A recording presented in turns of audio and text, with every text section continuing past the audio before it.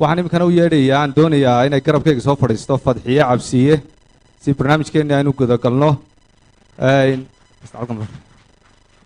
halkan ma fadhiisanaysaa maadaama aynu muwaadinimo ka hadlayno. inta badan waxaa la yidhahdaa heesta calanku waa intay halkay dadku ugu dhuuntaan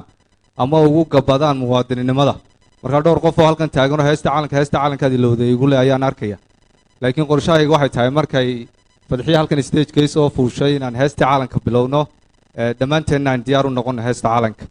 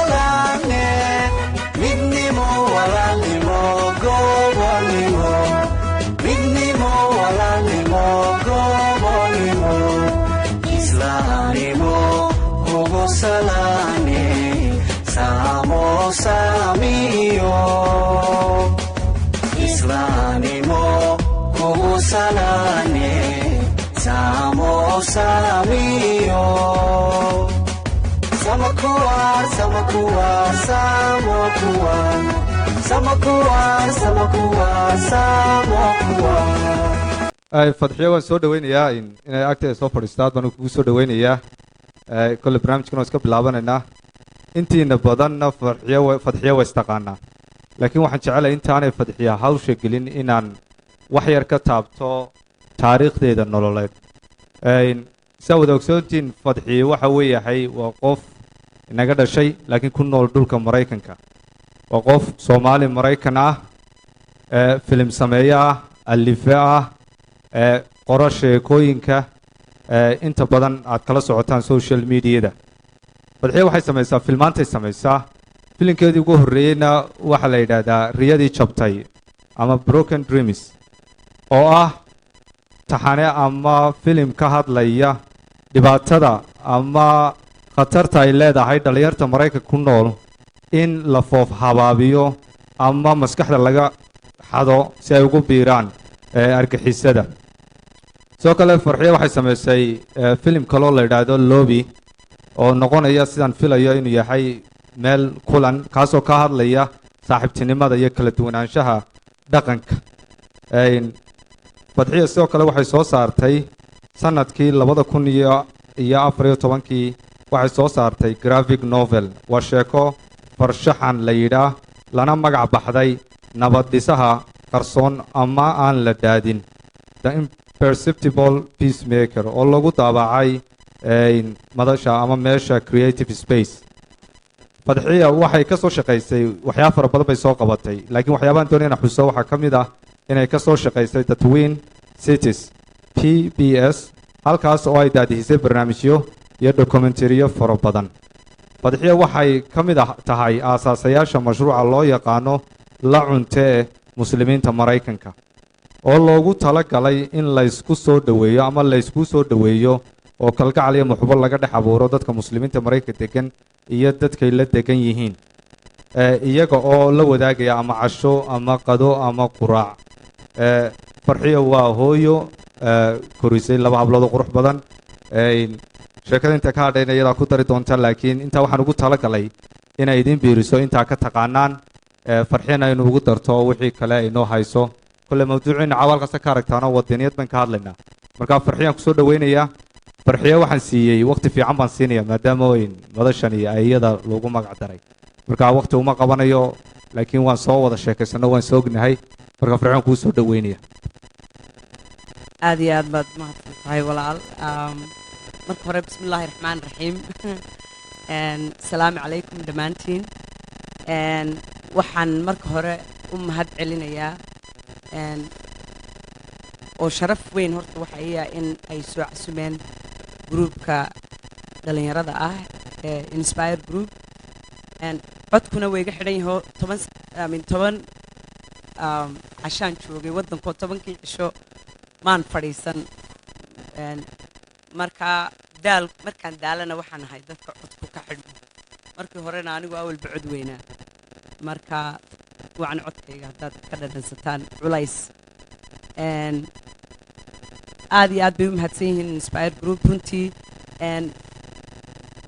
de waan bakhajilayaaba waayo anigu waxaan iska ahay qof iska maaragtay humble oo aan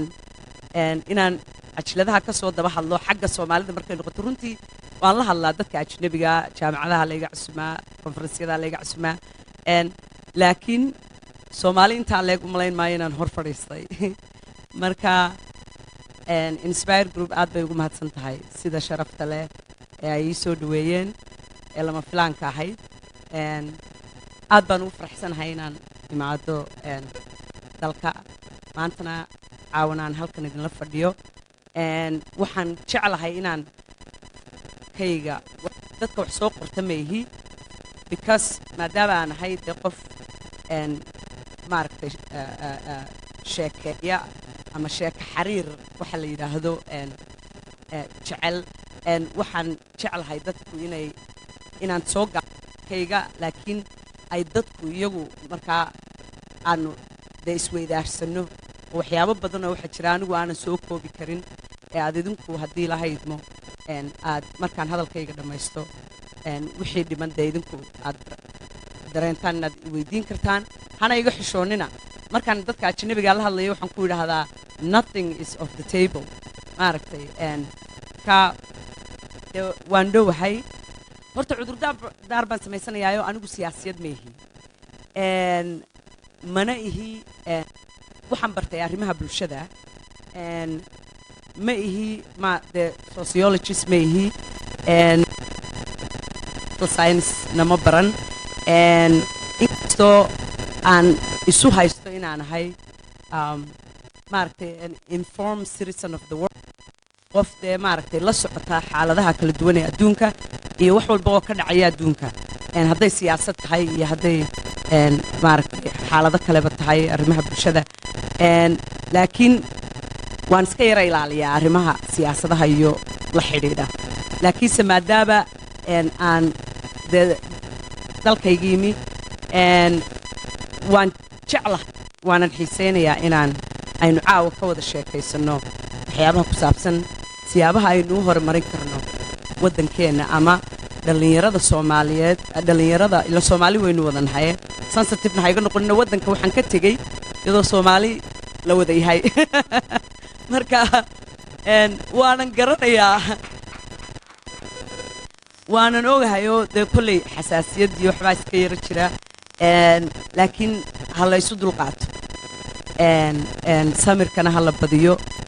wanaaggana ha la jeclaado maaragtay markaa sidaa awgeed haddii wax iga soo maaragtay aad waxyaabaha aad jeclaysan weydaan dee aad maaragtay iga yaraa maqashaan no offense halkan wax dhibaato ahi ma jirto oo dee aan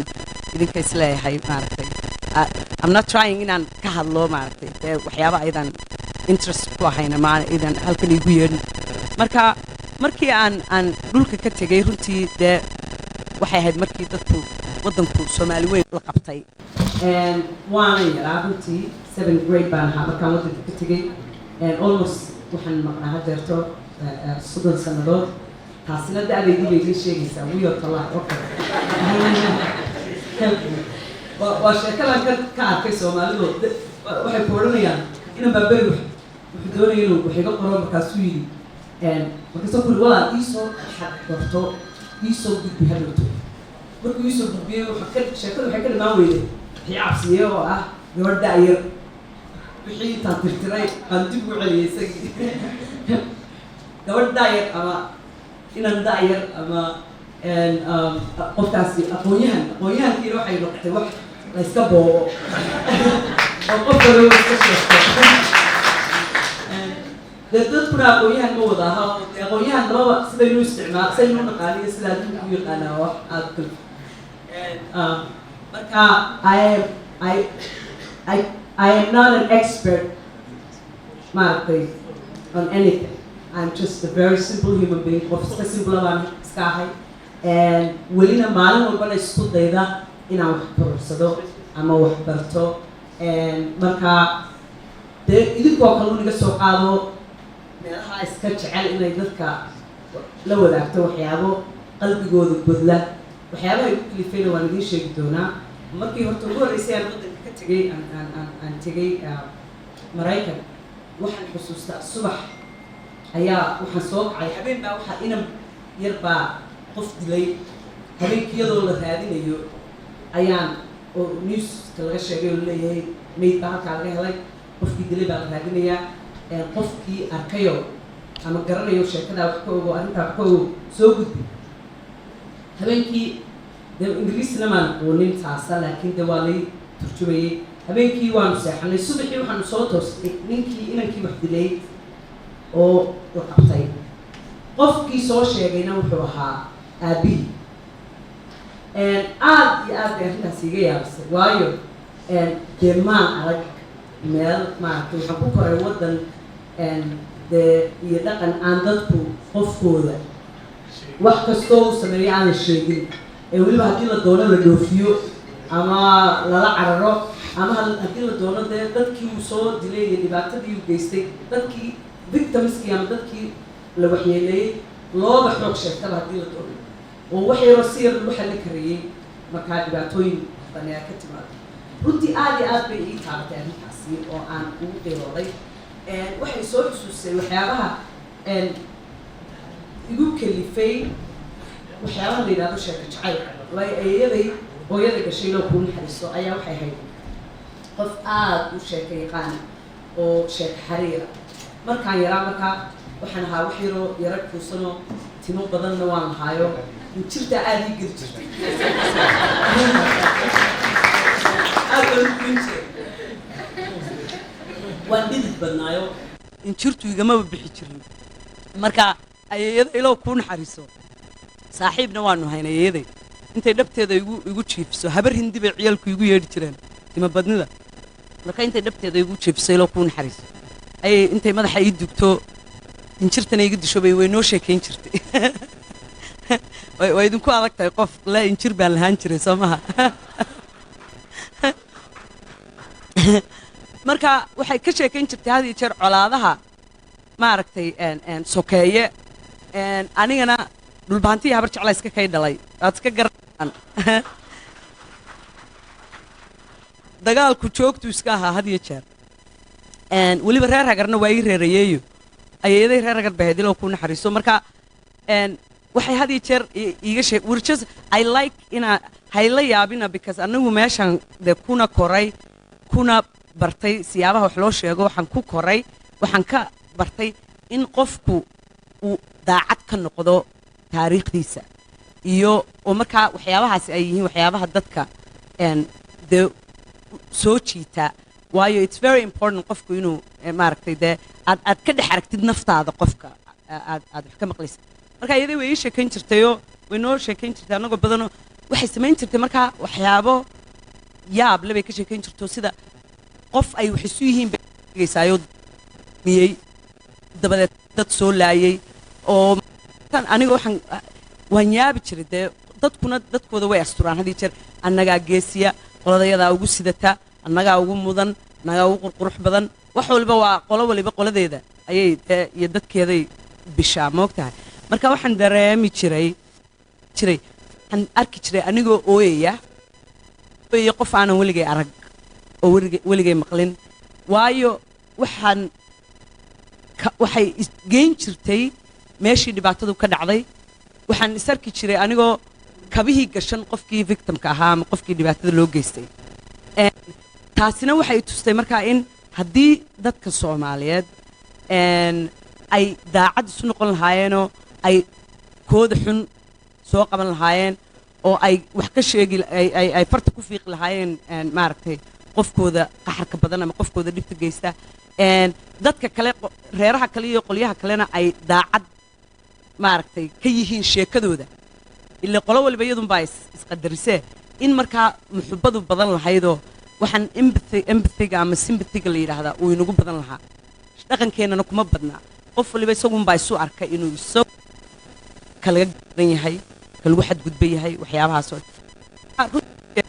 reerkii inankoodii soo dhiibay aad iyo aad bay taabatay waxay tustay in dadkaasi ay waxay ahaayeen waddaniyiin waddankooda ilaashanaya oo danta guud ilaalinaya muhiimadda ay leedahay danta guud waayo qofkaaga maanta markaad qarisid ee qof waliba qofkiisii qariyo dee dantii guud way burburaysaa marka waxa ii kala soocmay waxyaabaha la yidhaahdo nationalism iyo nationalismku dadkuna aad bay isugu khaldaan weliba dadka ka yimi waddamada ama soo koraya ama waddamada maaragtay danyarta ah waayo dee qabiil baynu ku dhisannahay waddamo badan oo caalamataaliga ama waddamada saddexaad inta badan qabiil bay qaar badani ku dhisan yihiin marka nationalismka waxa keenaya waxay tahay inta badan markay ummadii wax tabayso ee ay isleedahay waxbaa kaa maqan had iyo jeer waxaa jira qofkii markaa inuu iska qaado waxyaabahan dhibaatooyinkan haystaa inay yihiin marxalado ama iyagu geysteen ama ay iyagu guud ahaantooda xallin karaan oo ka bixi karaan waa yaro laysininbaa ku jirta nationalismka waxa la yidhaahdo waa inay cid kale helaan oo ay dhakada ka saaraan they have to find others maaragtay other people that blame on their problems love of country a sense of pride and who you are maaragtay jacaylkaaga u qabtid naftaada iyo dadkaad ka dhalatay marka nationalismku wuxuu keenayaa colaad had iyo jeer qolaba mar daa aad wax ka tabanaysid aad maaragtay dee colaysatid dabadeed xamaasad baa imanaysa waxaa imanaya colaad baa meeshii ka abuurmaysa laakiin qiilqiil bayba waddankii iyo dadkii gelinaysaa patriotismku ama maaragtay de waa jacayl aad u qabtid iyo kalsooni aad iyo maaragtay naftaada ku qabtid waad ilaashanaysaa imanaysa markaa inaad kalgacal baa ku gelaya iyo lo wax la yidhaahdo waxaad mar walba ka fikiraysaa ood arkaysaa danta guud sida ay uga weyn tahay danta gaarka ee shaqsiga markaad u aragtid muhiimadda ay danta guud leedahay aad ogaatidna dee waxay imanaysa markaa inaad wax walboo ka taagan waddanka aad markaa il gaara ama fiiro gaara aad ku aragto ama aad ku eegto waxay noqonaysaa inaad markii horta runta aan idiin sheegay markaan waddanka imi waanan maqli jiray dee ha la yaabin haddaad dhulkii tagto dee waxyaabo badan oo kaa naxiyaad arkaysaa siyaabo badan aad baan ugu bogay waxyaabo badan oo horumarro badan oo ka jira waddanka aad baan ugu farxay waanan sii ogaayo waa lay sheegay laakiin waxyaabo yaroo hore laygu sii sheegay oo laakiin aanan sidaa filanayn baa iga yaro yaabiyey oo aanay ahayn haddaan doono inaan la yaabo sida dee meel walba inaad ku aragtid qashin badan oo yaalla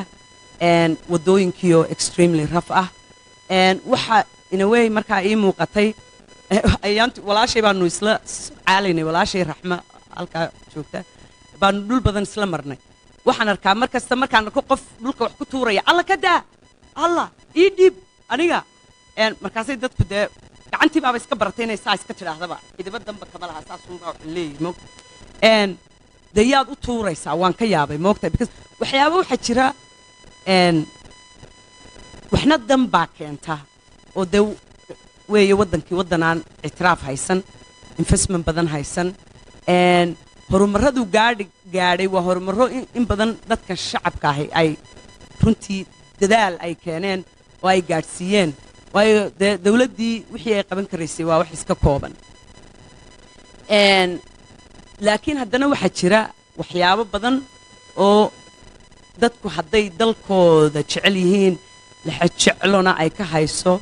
a love of country markuu jiro waxay imanaysaa waxaa dhacaysa in waxyaaba badan oo dadku ay xallin karaan dhallinyarada soomaaliyeed ay xallin karto waddanka idinka iskale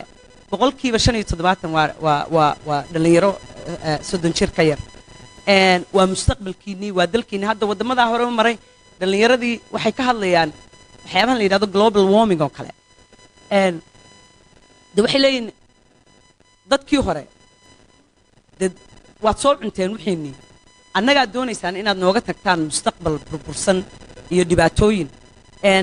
waxay bilaabeen waa idinka la socda dee dad aad wax u kala garanaya oo mutacalimiina baa tihiine waxay keeneen inay maaragtay is uruursadaan oo ay arrintaa global warmingka ka hor tagaan dawladihii bay bilaabeen inay dacweeyaan waayo mustaqbalkooday ilaashanayaan iyo dantooda guud dadkan waaweyne berrito iska dhindhimanayaan ma og tahay nimay ku hadhaa hawlahaysaa arrintii ahayd marka waxyaaba badanoo waxaa jira dadka shacabka ahi iyo dhallinyaradu weliba aad xallin kartaan nationalismka iyo patriotismka iyo jacaylka aad waddankaaga u qabtid waa wax runtii ma aha durbaan la tunto waa wax lagaa arki karo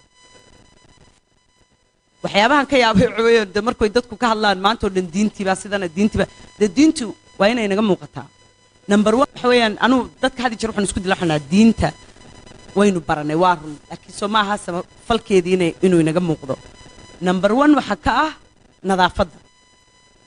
nadaafaddu waa shay aad iyo aad iyo aad u muhiima waddamo yaryar oo waxaa jira hadda sida Rwanda oo kale inkastoo dee waddan ictiraaf haysta ay yihiin waa waddanka ugu nadiifsan Afrika caasimadda Kigali kama dhacdo number one sanad kasta Afrika waddamo hore u maray oo badan bay ka qaadaa taana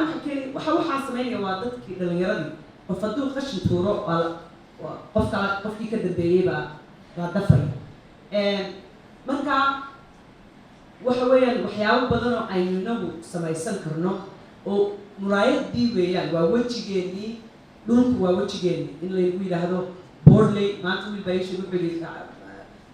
dadka maaragtay waddamada kale ka yimid waxay nagu yidhahdaan Borley iyo waxa boqorku dee waa iska caadi laakiin waxyaabahan qashinka iyo waddooyinka social responsibility weliba corporate social responsibility waa extremely important waddanku ma aha dee halun aad maalaysid wuxuu yidhi ninkii jiray John F. Kennedy wuxuu yidhi and ask not what your country can do for you but what you can do for your country waddanku waa nafta noloshaadii waa waddankaaga weydii ha weydiin waxa waddankaaga kuu qaban karo buu yidhi isweydii waxaad waddankaaga u qaban karto markaad isweydiiso waxaad u qaban karto waxa keliya intaas maxay isoo gelaya keliya laakiin waxa aad waa beer aad abuuranaysa waxaad gashato un baad keenaysa marka waxyaabahan aan runtii dhaliilahan waxa weeyaan weliba corporate responsibility waxa la yidhaahdo waa wax aad iyo aad muhiim ah waxaad arkaysaa business dhan ganacsi dhan oo dhisan oo dee lagu leeyahay dabaqyo dhisan oo hortoodii aanad mari karayn gaariga meel soo maro xoogaa baad soconaysaa meeluu gaariga soo maro maaha ama hoteelo ama meel aanu doonis lahayn ka raaco xataa boardkii baan weynay waxay nagu qaatay saacadda absaa uga wareegno waayo falaagiina tusi lahayd halkaa mar xataa raf road baa iska ahaatay baanu weynay marka waa waxyaabaha patriotismka u baahan social responsibilityna dhalinyar ahaan waa extremely important inaynan ka gaban dalku waa dalkiini idinka iskale dadkan waaweyne waxyaabahan caadada usoo noqdeen ha u joojiyina waa inaad idinkaa milkiilihii waddanka ah aad soo diyaarsataan waxyaabaha aad u baahantihiin horumarada aad u baahantihiin inaad gaadhaan waa inaad la shirtaan dowladda iyo corporationska labadaba waa inaad u sheegtaan waxyaabaha aad doonaysaan inaad xalisaan waa inaadan ka gaban waa inaadan ka xishoon waa inaad is-urursataan waxaan ka helaysan inaad qabyaaladoo kale iyo qabiilka ula dagaalamaysa markaasoo kale hees baa baxaysay qabyaalada leh inaga daayo waa wax nagu adag inaynu iska dayno oo dee waa laakiinse haddana waxaan arkay dhalinyaradu inay diyaar u yihiin oo usoo jeesteen inay waxyaabo caado inoo ahaa dhaqanno soo jireen ahaa oo foolfoolxun ay ka gudbaan marka waxaan idinkula talinayaa waxyaabahan la yidhaahdo stowbs runaantii siyaasadda somaliland iyo tartanadii waxba badan kalamaan socon aad waxyaabahan siyaasadda ku saabsan umaan interest garaynaynin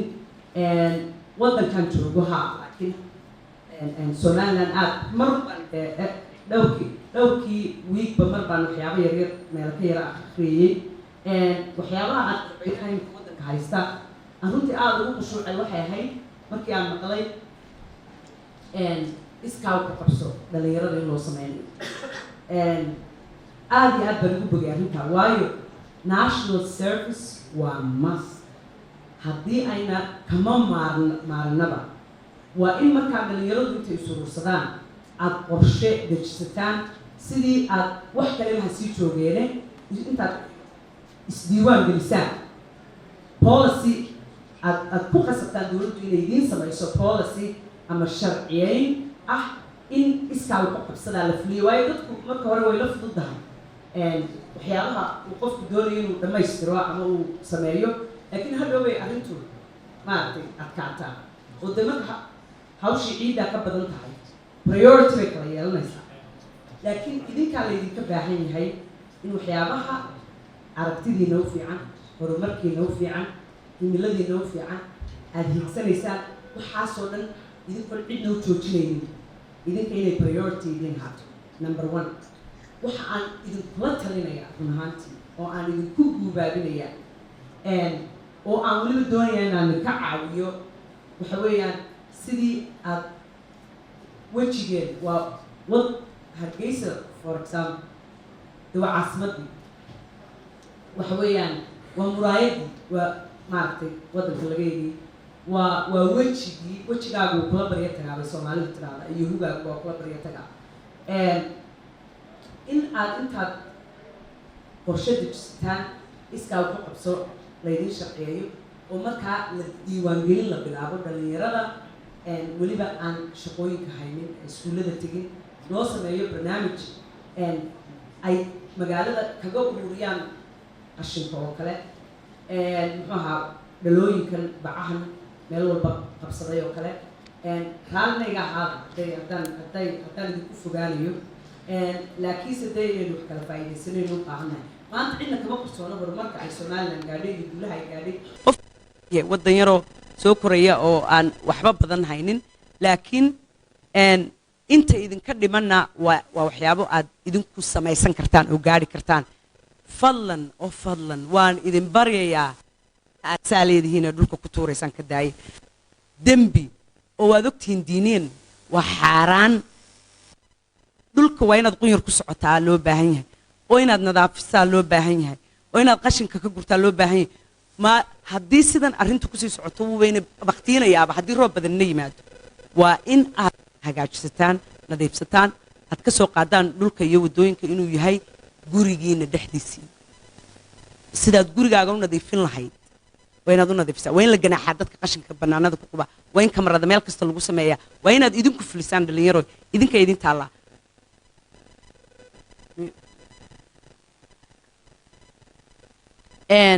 waa inaad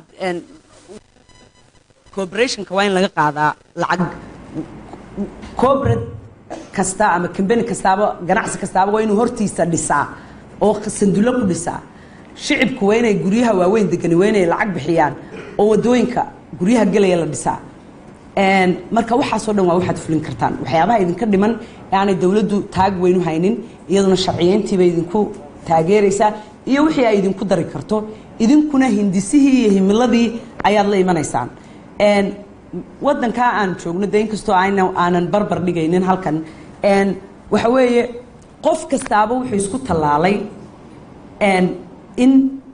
haddii qof warqadi ka dhacdo isagoon kii horeba maagin ayuu isagu ka daba qaadaya haddii inta aad meel helaysid qashinkaaga shandadaadaad ku urursanaysaa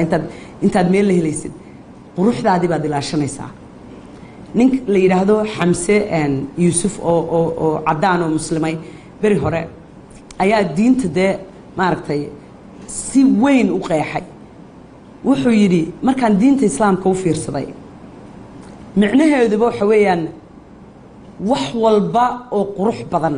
ayay jeceshahay diinta islaamka qofka aan jeclayn qurux oo dhan qurux maxaa wax walbaa soo gelaya quruxdii inagu quruxda waxaynu naqaa weji yaroo dhalaalaya maaha quruxdu waxa weeyaan waa nidaamka waa asluubta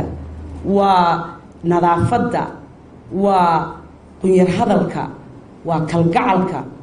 waa naxariista waa kala dambaynta waa jacaylka aad la jeceshahay deriskaaga walaalka muxuu ahaa waddankaaga ilaa iyo humanity ilaahay ummadiisoo dhan inaad la jeceshahay wanaag waxaasoo dhami waa quruxda marka wuxuu yidhi waa qofka markaa islaamka ah ee aan waxaasoo dhan la jeclayn wuxuu naftiisa la jeclayn qof kasta ee meeshuu soo galo si ka wanaagsan sidii uu ugu yimi aan kaga tegin ee aan u farxin qofka kale ee walaalkiisa aan u arkin xil ka dhacay marka wuxuu soo kordhaan qof kale waxyaabahaasoo dhan waa quruxda haddii markaa aanu qofku sidaa rumaysnayn ama dareensanayn convictionkiisu ama rumaynta diinta islaamka kama dhabaha ma dhamma marka waxaan idin leeyahay ilaahay ha idin sharfo aad baad ugu mahadsantihiin aad sharafteen oo soo dhaweyseen sida aad u qurux badan tihiin quruxda u jeclaada 3 sano gudaheed waxaan filayaa in aad isbedel weyn iyo movement laga yaabo oo xataa sida imika doorashooyinkiini afrikaan badaniba iyo wadamo badani ay dhigaha u qabsadeen ay yidhaahdeen waddanka yare soo koraya haddana heerkaa gaadhay inaad movement laga yaabo oo lagu daydo aad samaysaan oo aad horumaro cajiib oo maaragtay ku dayasho mudan aad samaysaan oo aad dhexda u xidhataan waddankiina oo aad nationalismka halkaa iska dhigtaan aad jacaylka iyo prideka iyo patriotismka dhankiisa aad u soo baydhaan aad baa umahadsantihiin wixii aan ka tegayna waad weydiinaysaa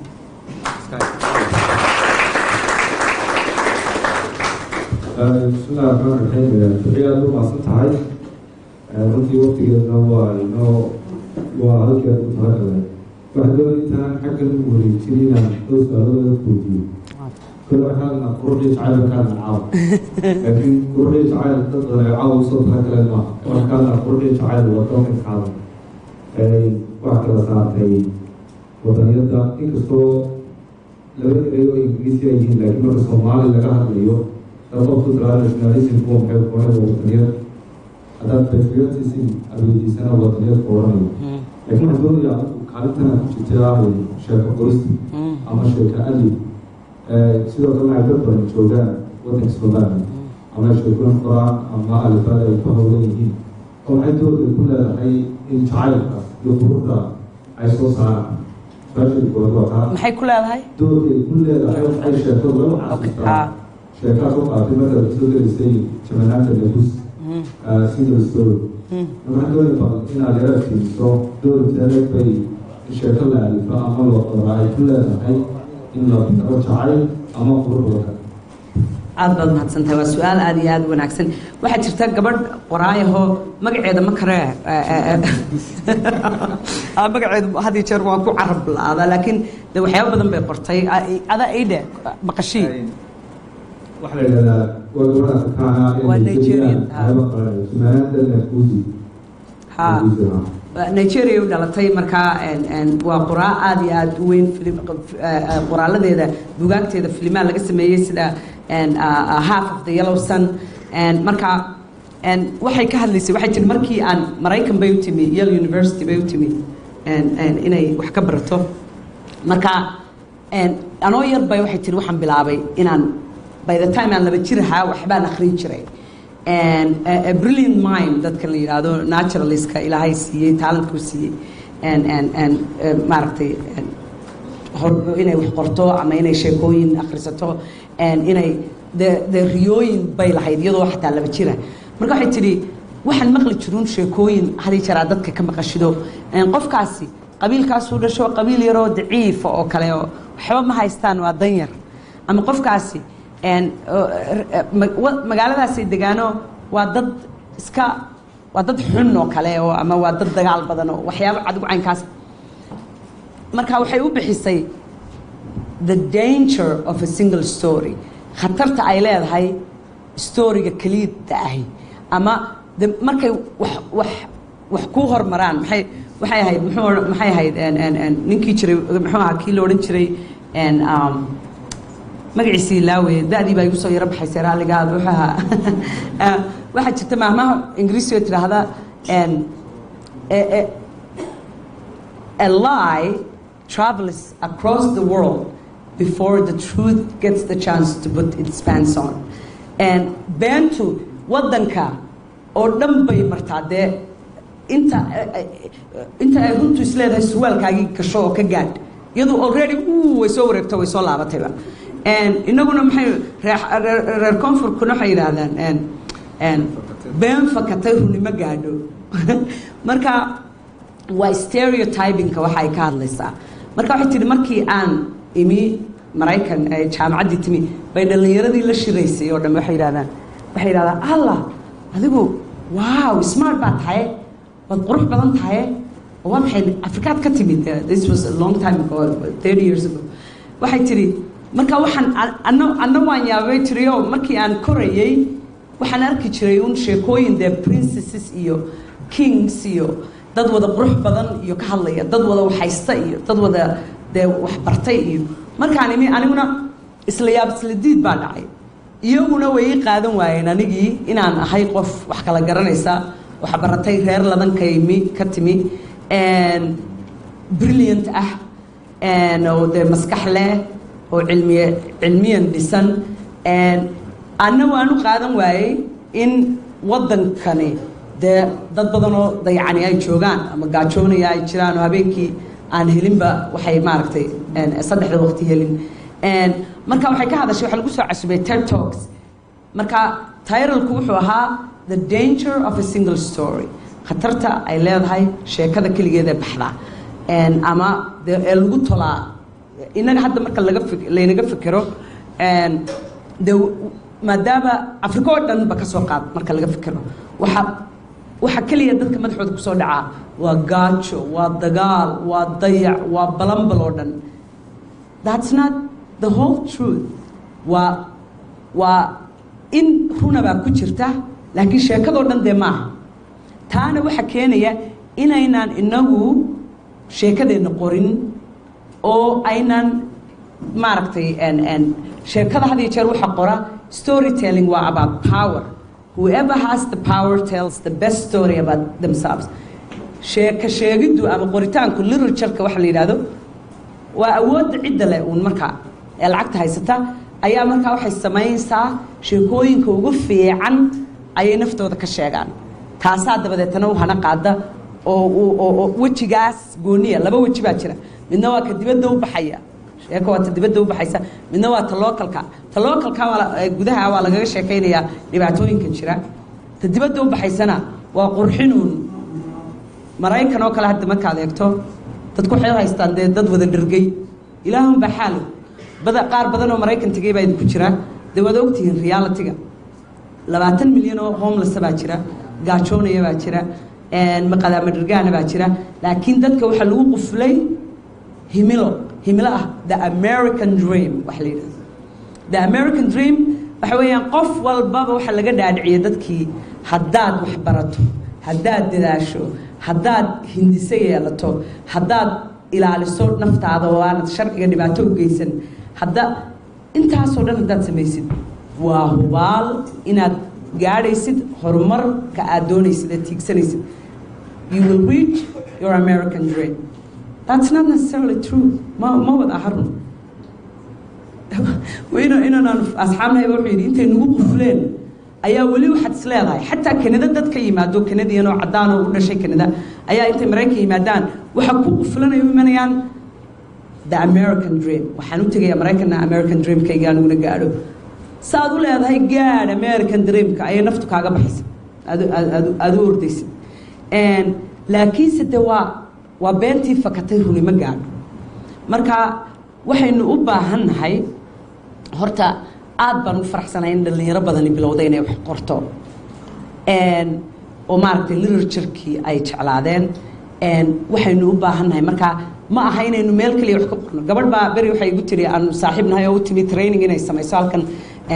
tababar. waxay tiri dhalinyaraan ku yidhi wax soo qoro, kulligood waxay soo qoreen maaragtay halgankii SNM bay wax ka soo qoreen kulligood. marka waxay tiri markaan mid sheeko wanaagsan, wallahi waa sheeko wanaagsan, wallahi waa sheeko wanaagsan. de laba markaan maray 3 maray waxaan ku yidhi come on kulligiin ha ka wada qorina de haya waa inaa waxyaabo badan oo kala duwan aad wax ka qori kartaan ma ogtahay. marka waxaynu u baahannahay inaynu waxyaabo badan oo kala duwan jacaylka inaynu wax ka qorno, hindisaha dhulka aad jeceshahay. maaragtay hadda qof dhalinyaro ah oo imika intuu wax ka qoro, 2 dhalinyaro ah oo mid intuu maqnaa oo isagoo yar la dhoofiyey, kii kalena waddanka ku hadhay, uu isagoo dhaqan celin loo soo celiyey mid for example, kii kaloo waddanka joogay uu yimaado, kii kalena uu ka fikerayo inuu tahriibo, kii soo noqdayna uuba la yaaban yahayba waddankii wanaagiisii. oo dabadeetana markay israacaan xanjo for example intuu galka marba ka saaro xanjo wadaagayaanoo midna xanjada markuu galka ka saaro saasuu tuuraa, kii kalena markuu galka ka saaro jeeb ku geliya. wanaaggu waa contagious, xumaantuna waa contagious. labada qofka wanaagga badiya ayuu qofka kale hadhow ku dayanaya. marka waxyaabo saasoo meydhana marka I'm sure waanan ogahay inaad qortaan oo waxyaabo badan oo dee kala duwan aad qortaan, laakiin waxaynu u baahannahay publishing fara badan. waxaynu u baahannahay laakiin waa inay wixii noqdaan wax la arki karo oo la taaban karo. maaha faan, ma iskama faani kartid, waayo haddaad iska faantid oo dee xaqiiqadiina dhulka taalaana ay ka duwan tahay waa sheeko gooniya. laakiin we have to be able to tell our whole story, inagoo dhaliisheena sheegayna, inagoo dhibkeena sheegayna, sidaan injirtaydii uga hadlayay oo kale, inagoo maaragtay wax walba waxyaabaha qurxiya nolosha ayay ka mid tahay. marka aad dhaliilahaaga aad adigu sheegtid waliba aan qof kale sheegin, ama waxyaabaha aad adigu ku xun tahay oo kale aad ka sheekaysid oo kale, isbeddelka aad jeceshahay aad ka hadashid, ee aad adigu waliba hormuudkii ka tahay. aad u mahadsan tahay si fiican oo faahfaahsan. waxaan rajeynayaa qolinku hore inay arrintaa ay mas-uuliyad ka saari doonaan insha allah. waynu aragno marka laga hadlayo waddan jacayl inta badan waxa dib loogu noqdo taariikhda. kole waad yaro taabato arrintii SNM oo kale waa taabatay. waddamo badan baa iyaguna markay doonayaan inay dhisaan waddan jacayl, inkastoo weli ay isku qaldan tahay labadii eri nationalismkii iyo patriotismkii, haddana dadka waxay u sawiraan taariikhdii oo si ay u xiise geliyaan jacaylkooda iyo kalgacalkooda. marka idan waxaan ku weydiinayaa taariikhdaasi haddii aan sida saxdaa loo fahmin khatarta yeelan karto inuu waddankiisa qofku jeclaado iyo inay ka noqoto nationalism. marka iyadana taariikhda door intee leg bay ka qaadanaysaa waddaniyada. waad mahadsan tahay. kolley dee horta expert ma ihi oo maaragtay kuma takhallusin waxyaabahan, laakiinse haddana waxyaabo aynu iska garanayno. may maqlaysaan si fiican? sababta aynu isugu khaladnaa nationalism iyo patriotism, it's because waxyaabo badan oo ingiriisi aynan luuqadeenna ku lahayn baa jira. patriotism oo kale ma lihin, nationalism dee waddani waynu leenahay. patriotism laakiin waxa weeyaan sidii aan dee hore uga hadlayey dal jacayl. marka taariikhdu way fiican tahay in laga hadlo, aad bay muhiim u tahay, laakiin marmar bay khatarteeda wadataa. sidaad ogtihiinba dee somaliland waxay dee way ka goosatay soomaaliya soomaali way ka goosatay laakiin haddana dee qabiilo badan baa dega somaliland ma aha dee maaragtay qolo keliya haddana waxaad moodaa dadku inay aada ugu riixaan somaliland in qolo keliyihiin degto haddii markaa dee aada aynu xoogga u saarno loo saaro in maaragtay laga hadlo halgankii waa important in laga hadlo laakiin ma aha halgankii keliya in laga hadlo waa in halgankiina laga hadlaa waxyaabo badan oo kalena laga hadlaa iyo muhiimadda ay leedahay in lagaa arko jacaylka dee aad u qabtid dalkii ilaa haddaad iska murqaantid oo tidhaahdid tolaay waddanka intaasoo qof baa usoo dhimatay waa loo halgamay haddaanan cadowga iska ilaalin haddaanan dagaal iyo jihaad kula jirin jihaadka koobaad aduu ka bilaabmayaa naftaada waa inaad naftaada la jihaadidoo waxaa lagaaga baahan yahay inaad subax kasta kacdid oo aad tidhaahdo okay wallaahi 2 saacadood baan ku kharash garaynayaa oo nafta waqtigayga ka goynayaa oo aan deegaankayga nadiifiyo maalin walba oo intaad kiish qaadatid ama baco qaadatid aad qashinka ka soo uruursid ama aad tidhaahdo wallaahi dhallinyarada halkaa taaganee iska taagtaaganee masaakiinta ah ama baan u yaro tegayaayo soo yaro guubaabinayaa warkaalayan maxaan kula qabtaa walaal maxaad u baahan tahay xataa inaad soo casuntid qof dhibaataysanoo aad tidhaahdo kaalay walaalo gurigayga aad ka dhamaysid qoyskiina idinkaa dhallinyaradiihe inay wax idinla cunaan dadkii waaweynaa wax ma idiin sheegaa wallaahi dadkii wixii 40 xaggaa u dhaafsanay maskaxdii baa adkaatay waayo way adag tahay wixii aad la soo qabsatay waxaad jirta maamaha ingiriisiyo tidhahda you can't teach an old dog new tricks ay weynaaday uma maaragtay waxyaabo cusub tababar cusub ma bari kartid anuu dadka ay kuma tilmaamaya laakiin sideedaba baan sheegaya idinkaa maskaxdiinni weli curdin tahay ma garatay maskaxduna markay curdin tahay waxay u furan tahay dee wix allaale iyo wixii aad ku shubato ayaad ka dheefaysaa iminkaa laydinka sii baahan yahay kuwiina weliba aan waalidiinta weli noqon ee guursan ama dhallinyarada guursatay ee weli aan ubad dhalin waxaa laydinka baahan yahay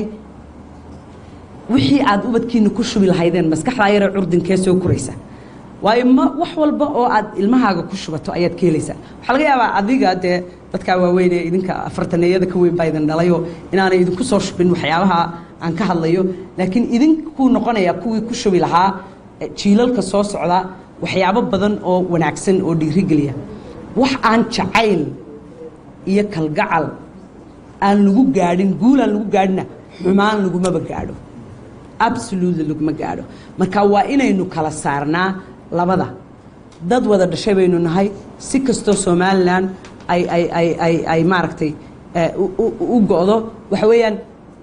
meel la kala tegi maayo dad walaalo wada dhashay baynu nahay waxaynu u baahanay inagoo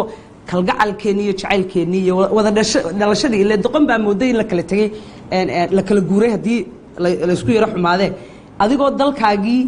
ay kaa go-an tahay gooni isutaagiisu ayaa haddana wanaagga jeclaan kartaa wax qof walibana wax aad wanaag ku gaari weyday iyo deganaansho xumaanna way adag tahay sida loogu gaadha intaan su-aalaha xaggiina soo gudbin weli waxaan ku jirnaa barnaamijkeenii ay soo qabanqaabisay inspire group sidoo kalena ay fulisay ama ay taageertay dahabshiil group oo ay ugu horeyso saada maxamed siciid oo inala joogta caawa waxaan soo wareejinayaa xaggiinaan su-aalaha usoo wareejinayaa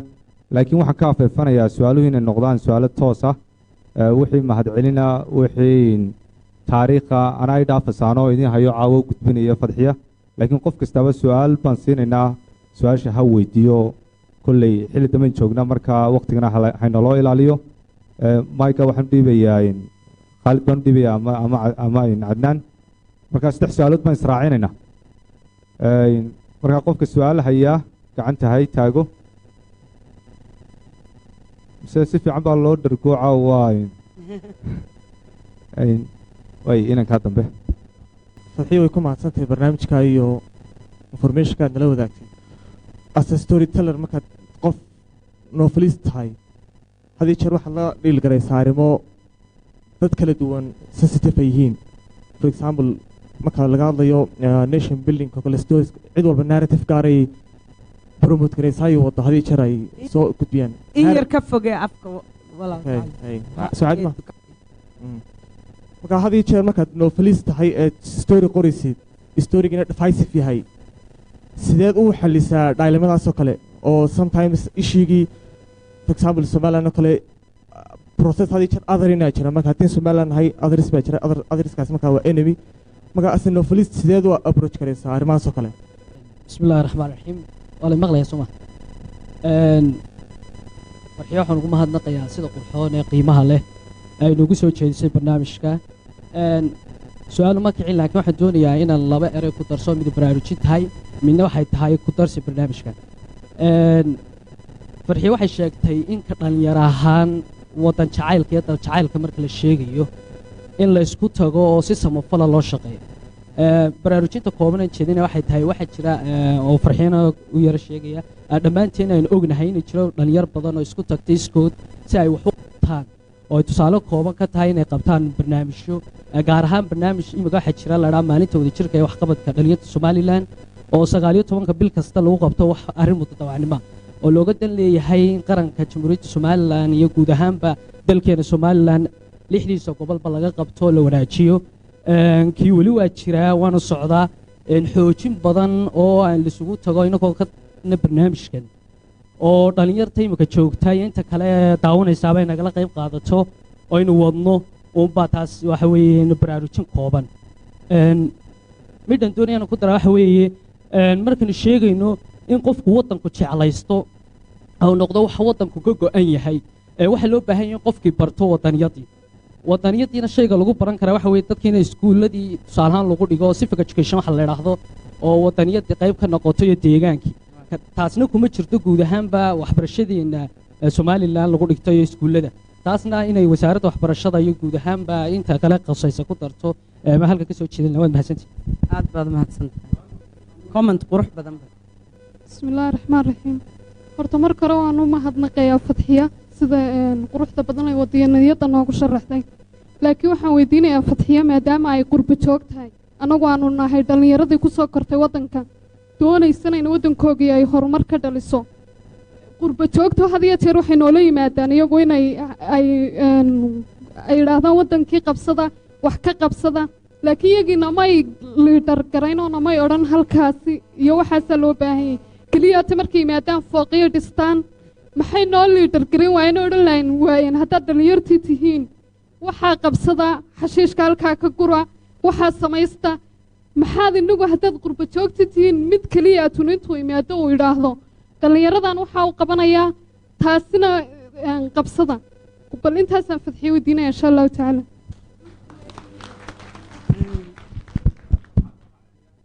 asalaamu calaykum waraxmatullaahi wabarakaatu marka ugu horeysa waxaan soo dhoweynayaa fadxiya caawa isugu kaayo horeysa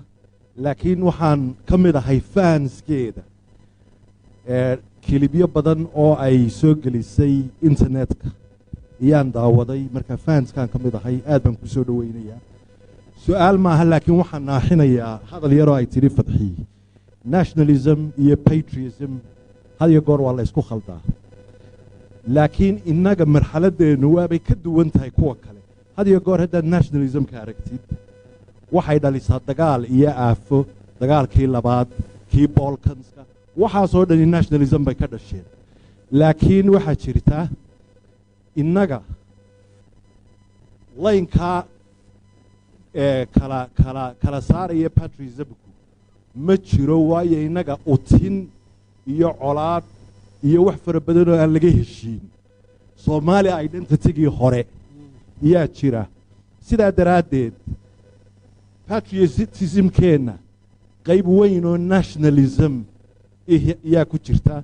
oo ay keeneen doogihii iyo nabarradii qarankan iyo dadka ku dhaqan ku soo dhacay markaa intaasuun baan kugu naaxinayaa aad iyo aad baad u mahadsan tahay iskaa wax u qabsanaa in la sameeyo aad bay u muhiimta thank you mahadsanid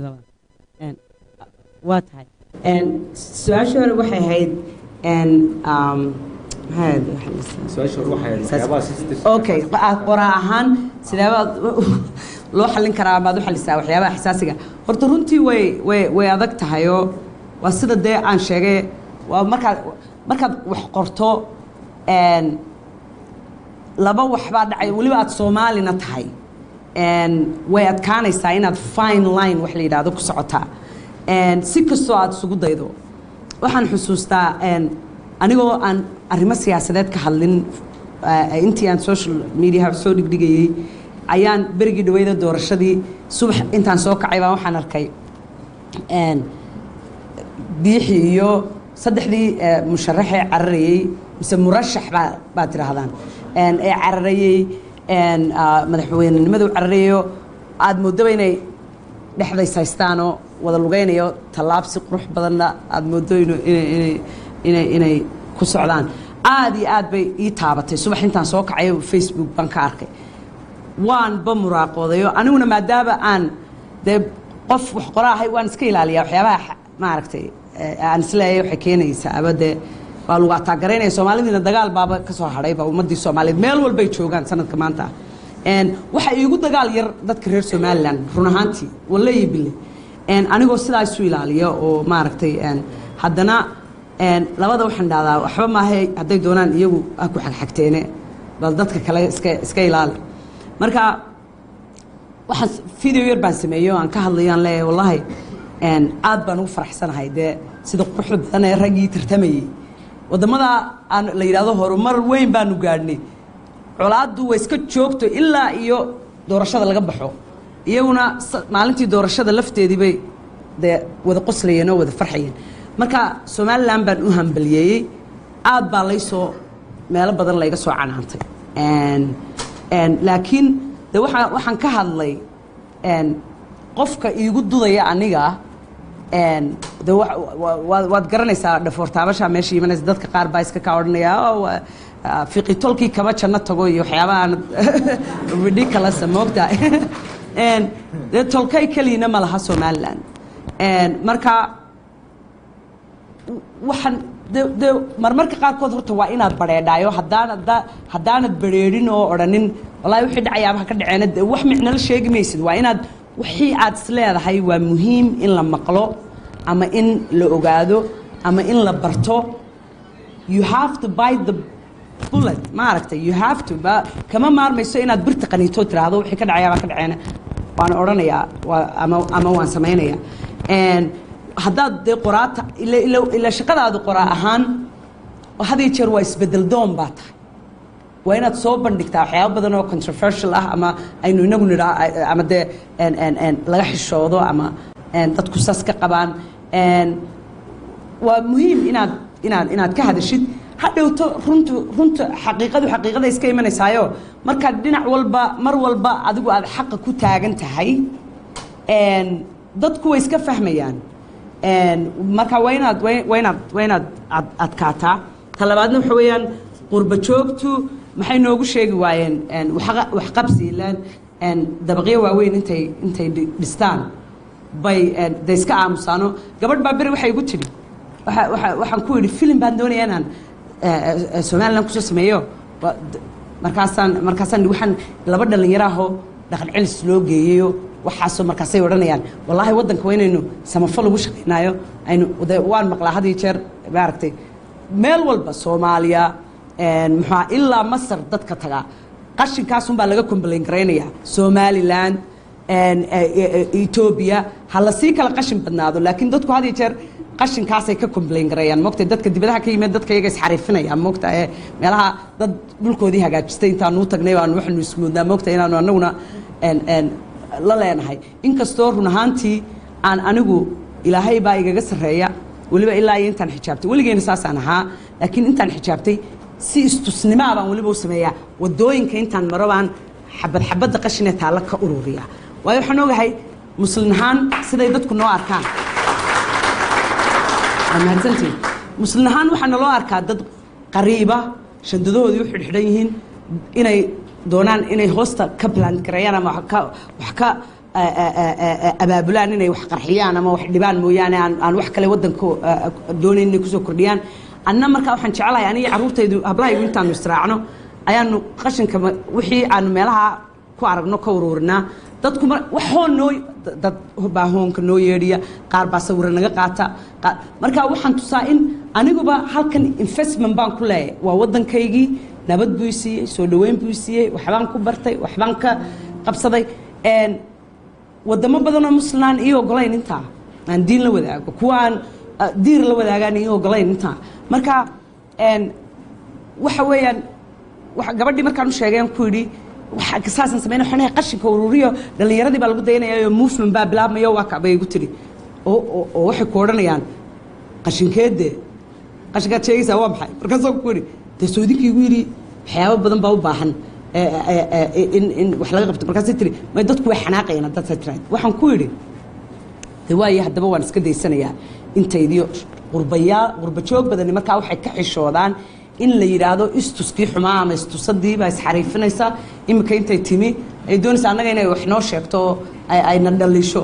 dadka afrikaankayna waxay isaga badan yihiinba dhaliisha tala xataa haddii aynu isa siino dhaliil baynu u qaadanaa marka waa muhiim in qurba joogtu intay yimaadaan anugu waan ka dardaarmaa arrintaa mar walbana waxaan dhahdaa intaa dalkii umaydaan samrin badankiinu waa dhoofteen cagaha wax ka daydeen markii dhibaatooyin dhaceen dadkii u samray dhulkoodii ee maaragtay aaminay ee u dadaalay in haddana la yimaado adoo baasboor maaragtay kala sita oo aad ku qabsata hay-addii yareed ay ka shaqaysan lahaayeen iyagoo waddankoodii wax ku bartay oo dadaalay oo aad haddana weliba loogu daro qaarkood ka soo cararay xaafadahoodii oo daryeeli waayey reerahoodii dee halkan yimaadaan qofka ugu horreeya doonaya inuu meel u cararo ama mas-uuliyad la siiyaa waa inuu marka hore reerkiisii mas-uul ka noqon karaa niman badan oo reerahoodii mas-uuliyad ka ahayn ayaa intay iska yimaadaan meel walba waxay samaynayaan darajaaba la siinaya hadhowba kugu soo noqonayaayo flower baaba qoorta loo sudhaya iyo waaba la soo gelbinayaa abo hebel baa la odhanaya marka anigu arrintaa runtii haddaad qurba joog tahay ood dalka imanaysid ood wax ku kordhinaysid ood shaqo abuuraysid xataa haddaanad waxaysan oo shaqo aanad abuuri karin oo aanad meherad furaynin dee cilmiyan aad wax ku soo kordhinaysid ood diyaar u tahay inaad hor kacdid ama horseedid dhallinyaradii iyo dadkii oo adigu aad iskaga bilaabaysid weliba waxqabadkiina adigu aad kaga bilaabaysid dee haddii kale ha iska imaninoo maaragtay dadka ha istustusin moogtahay wallaahi waxa weeyaan it's very very important in ay dadka qurba joogtahay fahmaan markay dalka ku soo noqdaan in aanay u imanin inay wax qabsadaan laakiin ay waxqabad ay dalkii iyo dadkii u keenaan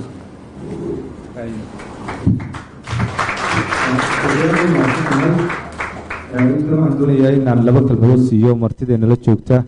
si iyaguna uga fal celiyaan hadalkeennii maanta waxaan u yeedhayaa ambaasador rooda jaamac cilmi safiiraddu way mahadsan tahay intaanan safiirkeena kale inoo fadhiyo aanan u yeedhin waxaa laba safiir baa inoo fadhiya safiir xagga haweenka waana qurux badan tahay maanta in la isku dheeli tirnaado laba su-aaloodoo kalean bixinaya waan isku yaro dheeli tiray marka laba qof baan siinayaa oo kalean fursad bixinaya haddii ay jiraan hibo okay hibo hibo yaa kale gacanta itaa qof kale okay hibiyo xamsan siinaya labadooda asalaamu calaykum waxaan doonaya anuu wax yar inaan ka dhahda arrintii inantii yare halkan fadhiday actually well, I think most people way wada garanayaan bilaa dhalinyarada yare fadhida don't need to stand but okay waxaan doonaya inaan idhaahdo horta mid baa jirte su-aal ma hayo anigu sorry it's a comment marka farxiyo weligay maan arag barasho wanaagsan I'm glad inay jirto gabadh Soomaaliyeed novelist that's the reason I'm even really meant to see for myself so we appreciate but inanta tiri qurba joogta idin timaada daarun bay dhisataane waxba idinkuma soo kordhiyaan waxaan idhahdaan maxaad waxaan isaga qaban weydeen oo waxaa isaga qaban weydeen horta dhowr wax baa jira midda koowaad innaga iyo idinka na kala saaraysaan hala joojiyo hargeysaan ku dhashay hargeysaawiyad baan ahaa originally intaana noqon wax kale waa la iga qaxiyey waddanka qaxi baa iga dhigay wax kale soo maad darag marka idinku meelo kale oo ku korteen etoobiya baa qaarkiin ku korteen qaarkiin dib baa ugu soo noqoteen gebigeen waan ka wada tagnay waddankan marka gebigeen wada qurba joog bayna haddii saa loo eego yes laakiin midda kale jirta gebigeen isku wada dhiig bayna waddanka waynu dhalanay waxaynu doonaan ahaano si kale aanu ekaano socod kale aanu lahaano laakiin weli waxaanu reer Hargeysa ama reer Somaliland all together waxaan diidanahay markaa inaan iskala saarnay inagu ya midda kalena in la isxaqirno ma fiicna 5 sano ayaanu marna imanay Somaliland mar deganaa mar ka maqnaa 5 sano isbeddelka Somaliland ku arkay waa huge wuxuu isku bedelay waddanku by mile ya isbeddelka weyn waxa keenay waa dhalinyarada yaryar runta markaan soo sheego odayaashii hore xami bedeli islaamii hore xami bedeli waa dhalinyarada yaryar ka soo kacday ee jaamacadaha ka soo baxday ee madaxa furan okay social media na wayna yara caawisay maybe I should give some credit to Facebook iyo but qurba joogtuna way idin caawisay okay soo xaqirada aan iska dayno coffee shop-yada haysataan qurba joog baa idin samaysay restaurant-nada qurba joog baa samaysay hoteelada ilaa Mansoor waa qurba joog soo saa ma ogidin mise yararka ma xasuustaan Mansoor dhowr 20 sano ka hor waddanku ku soo noqday ya marka isku mid baynu yaan iskala qaadin aynu dhahna sideen wax u wada samaysanaa sideen xashiishka la sheegay isaga gurnaa sideen dadkeena u dhisanaa waa inaynu wax wada qabsano waxa ma kala qabsan kareen okay thank you bismillaahir rahmaanir rahiim marka ugu horeysa bahda Inspire Group caawa madashan iyo madala ka horeeyay soo agaasimay mahadsan yihiin oo ugu horeeyo caruuska sanadka saaxiibkii Samiir waxa uun sidaa inantaas iga horeysay sheegtay comment ban Axmed oo runtii u kacay Fathiya marka ugu horeysa ku soo dhow Hargeysa ku soo dhow madashan waxaan uun jeclaystay 10 cishaa tiri waan joogay 10kiiba waan ordayay sheekadaadii markaan si fiican u dhageystayna waxaan isri malaha awoodo badan oo dhalinyaradu dalka ay ku lahayd iyo waxqabad badan oo ay qabteen aad lagaagama sheekayn marka waxaan runtii aan sidaad ku comment garaysid caawa inta halkan fadhida iyo in badan oo dhalinyarada ahi marka laga yimaado private sectorku waxyaabaha uu qabtay runtii quruxda dalku leeyahay in badan oo kamid ah waxa hormuud u ah dhalinyaro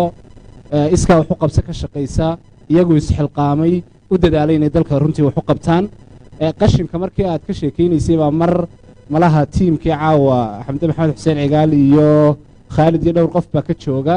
barnaamij 19ka wadajirka la oran jiray waxaan ku talagalay bal in qashinkan la tuurayo in wax laga qabto dadna waxaan isweydiinay haddii aan dadka loo diyaarin meesha ay qashinka ku ridi lahaayeen qashinka ha tuurina lama oran karo dadna waxaan bilownay inaan wadooyinka dhigno baagagii markaa lagu ridi lahaa runtii marka waa hawl bilaabantay oo socota waxa runtii la mid ah oo caawa halkan jooga dee bahda Inspire Group oo runtii madalihii ay qabteen in badan caalamka runtii indhaha aad u soo jiitay waxa runtii iyaguna jooga oo hibaaq Inspire Groupna way ka mid tahay koox kale oo tawaasul la yiraahdana way ka mid tahay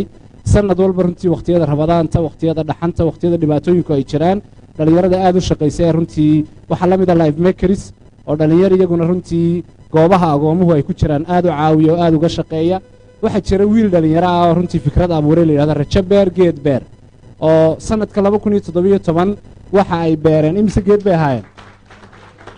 500 oo geed bay beereen muddada yar wiil kasta ama 2 wiigo kasta magaalada tagayeen masaajidada ay ka bilaabeen inay dhir ka beeraan guriyaha hortooda inay ka beeraan cusbitaalada ka beeraan hawshaas oo dhan ay qabtaan waxa jira runtii barnaamij la yiraahdo geediga guusha oo madashan caawa aynu fadhino jimco kasta bil ugu horeeya lagu qabto oo lagu soo bandhigo dhalinyarada nolosha caqabada fara badan ay soo qabsadeen ka soo gudbay role model u noqon kara dhalinyarada kale ee runtii dalka joogta dhanka kale waxa socda barnaamijka mid la mid oo la yiraahdo hayaan haween oo wax kasta oo haweenka iyo horumarkooda xiriir la leh runtii aad iyo aad loogaga sheekeeyo waxa jira gurmadkii abaaraha runtii waxaan caawa arkay cagaf iyo ifraax iyo tiimkaas baa jooga runtii iyaguna aad waxay uga shaqeeyaan abaari waxa la mid ah dhalinyaro intiskood isu xilqaantay oo 2 goor runtii fundraising samaysay marna $10,000 marna $18,000 hargeysa ka uruurisay mar dhar uruurisay intaas oo waxqabad iyo movements runtii sidaa u soconaya oo dalka ka jira ayaa runtii aad u badan caawa inta halkan fadhidaana midba uu si uun runtii ugu jira waxaa runtii iyaguna mahad gaara leh axmed nuur muuse iyo cabdisamed iyo bahda iminka social workska runtii jaamacadaha ka bilowday oo ardaydooda iminka ay runtii aad diyaar ugu yihiin inay dalka wax badan gashadaan marka waxaanuun aan jeclaystay inaan positive way idhaahdo malaha movementskii way bilaabmeen waxqabad badan baa dhallinyaradu ay wadaa intaasoo la isu geegeeyo oo si fiican runtii loo manage gareeya waxay keeni kartaa in runtii sida kalena waan ku raacsanahay xoogaa stereotype baa yar jira oo dhallinyarada carabta ka timaada dhallinyarada yurub ka soo noqota iyo qolyaha iyaga halkan iska sii joogay xoogaa waxaad moodaa waxaa nagu yar kala xidhan waanaan aad isuguma yar waana qayb bay ka yihiin qolyahan laftigoodu waayo iyagunbaa isu yimaada iyagunbaa meel wada fadhiista inta carabta ka timi iyagunbaa iska haysta meel yar wada fadhiista qoladayada iska qolqol joogtahay halkan iska joogta annagunbaa intaa iska sheekaysana kuwa yurub ka yimaada waxaan idhahnaa waa iska dadkaa dee berefka ku soo yar dhacay qolada carabta ka timaada waxaan iska idhahnaa waan iska ciyaala casiyara waxaa laga yaaba inaanay wax badan qaban kuwa iyaga halkan jooga iyagu waxay yaqaanaan dad wada qafil marjaco oo mutakhalifiin oo waxa weeyaan intaas in markaa la inaga dhex saaro un baynu u baahnay laakiin maanta waxaan qirayaa dhallinyaradii carabta ka soo noqotay iyo dhallinyartii yurub ka soo noqotay iyo kuwii dalka joogay oo iskaashaday iyo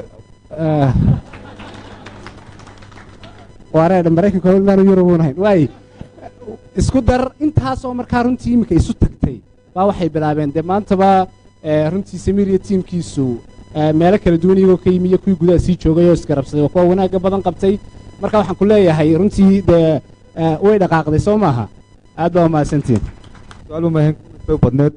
hibe iyo xamse waa mahadsan yihiin waana waa runtaa xaqiraadi maba jirto lama xaqiri karo may maqlas laydinma xaqiri karo oo aniguba dee waan arkaya 10 cisho intaan isxariifiyo 10 cisho joogay ma odhan karo waxba maydaan qabanoo way caddahay waxaa qabateen oo anigii horeba u sheegay dowladdii maba qaban karteenba inta maaragtay private sectorka iyo dadweynuhu ay u qabteen waddanka welina ay u qabanayaan waxaasoo dhan laakiin personally anigu markaan iska hadlo number 1 waxaan u arkaa oo wejigii ah muraayadii ah qashinka I'm sorry wallahi alcadiim intaynaan wax kale qaban inaynu antaasina iskama dhacayso because waxayna baratay sidaa sheegaya gacanta baratay sidaa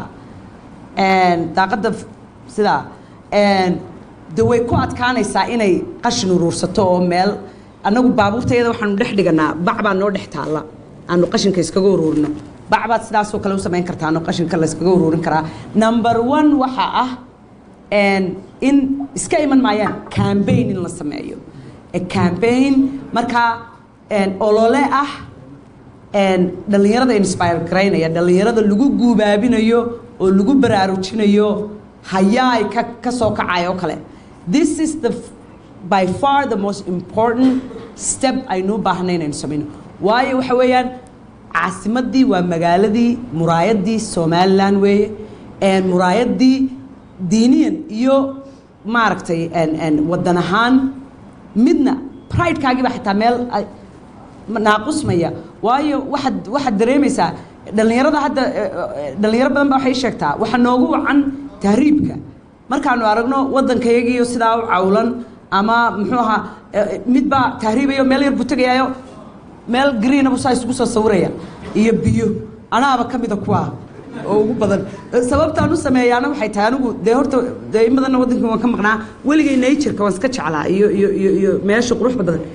run ahaantiina dee nadiif ha ahaadaan waddamadaas meel waliba meel qurux badan oo la isku soo sawiro bay leedahay oo meel walba isku sawiri maysid waddada intaad dhex istaagto moogtahay laakiinse waxyaabahaan u sameeyaa waxyaabahaasoo kale waxay tahay dadka inaan qalbigooda gudlo because waxaad moodaa maadaama dhibaatooyin badani dhaceen in dadkii ay xamaasadda aad u jecel yihiinoo ay jecel yihiin marka dhibaatooyin laga hadlo in laysu gudbiyo hayaay kuwa caytamaya kuwa dhibaatooyin samaynaya kuwa isu tirinaya laakiin marka wax qurux badan aad soo dhigtid dad badani